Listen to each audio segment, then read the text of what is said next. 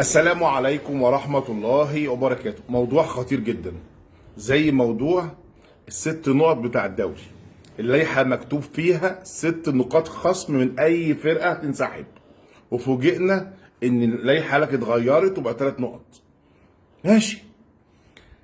كابتن خالد الغندور قال حاجة كويسة قوي في النادي الأهلي مطلع إعارات كتيرة جدا ورجعوا له تاني، وبند الاعارات او اللائحه بتاعت الاعارات في اتحاد الكوره بتسمح لكام لاعب. بعد اذنكم شوفوها، بعد اذنكم ان الانديه، انا بتكلم لرؤساء الانديه، ان هيجي الدور عليكم انتوا كمان. ده حق الجمعيه العموميه لانتخاباتكم. بكلم رؤساء الانديه، اللائحه بتقول ايه؟ كام لاعب اعاره، وشوف كام لاعب طلع اعاره.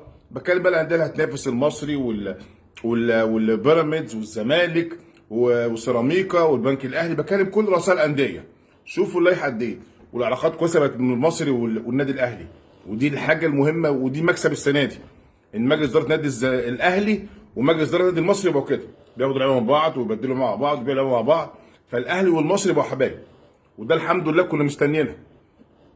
فانا بقوا بطالب رؤساء الانديه، شوفوا الكلام ده خطر. اللائحه دي هتيجي في يوم من الايام هتبقى عليك انت وهتضرك انت. اللهم بلغت اللهم فشل. السلام عليكم.